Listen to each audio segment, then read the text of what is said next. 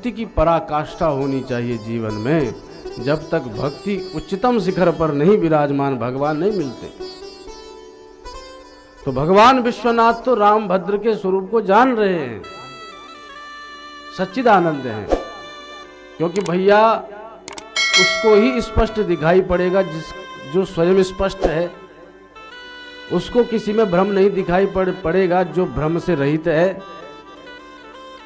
भगवान शिव भ्रम रहित हैं, इसलिए भगवान शिव को विश्वास स्वरूप कहा गया है। तो भगवान तो पहचान रहे हैं, पर सती जी मन में विचार करती हैं, मेरे भोले बाबा ने इनको कहा जय सच्चिदानंद, पर मेरी खोपड़ी तो कह रही है सच्चिदानंद है ही नहीं। पर भोले बाबा कह रहे हैं इसका अर्थ ये है कुछ ना कुछ तो इनमें बात है, पर बात क्या है वो मेरी समझ में नहीं आ रहा। शंभु गिरास मृषा न होई, शंभु गिरास मृषा न होई, शिव सर्वज्ञ जान सब कोई, शिव सर्वज्ञ जान सब कोई, शिव सर्वज्ञ जान सब कोई, शिव सर्वज्ञ जान सब कोई, असमन संशय भयं अपारा, संशय भयं अपारा, होई न हृदय प्रबोध प्रचार, होई न हृदय प्रबोध प्रचार, प्रबोध प्रचार, प्रबोध प्रचार। सती जी सोच रहे हैं भोलेनाथ ने कहा है सच्चिदानंद, इसका मतलब कुछ ना कुछ तो बात है, क्योंकि मेरे भोले बाबा ऐरे गहरे नथु गहरे को प्रणाम भी करने वाले नहीं है, कुछ तो बात है। और मेरे भोले बाबा साधारण नहीं है, शिव सर्वज्ञ जान सब कोई, भोलेनाथ सब कुछ जानने में समर्थ है।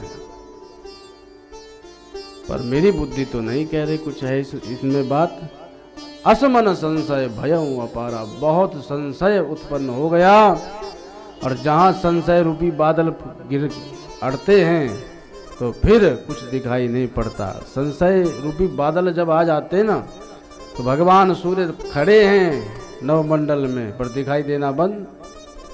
दिन में भी रात, किसी ने कहा क्या बात, बोले अभी तक आए नहीं। अरे भैया वो तो कब के आ गए, तेरी खोपड़ी पे चढ़े बैठे, और इसलिए दिखाई नहीं दे रहे हैं कि बादल आ गए। ऐसे संशय रूपी बादल जब हमारे मन में आते हैं हृदय में, तो हृदय का तो वो नारायण दृष्टिगोचर नहीं होते, दिखाई नहीं पड़ते। ये माया का पर्दा बड़ा गजब का है। जब माया का पर्दा पड़ता है ना तो भगवान सामने खड़े हों दिखाई नहीं पड़ते। एक नई नवेली दुल्हन अब विवाह होकर के अपने ससुराल गई, अब पतिदेव सामने खड़े हैं पर दिखाई नहीं पड़ रहे। किसी ने पूछा मामला क्या है, बोले हाथ भर का घूंघट पड़ा है। अब इतना बड़ा घूंघट पड़ा है तो पतिदेव सामने भी खड़े हों तो कहाँ कैसे दिखाई पड़े।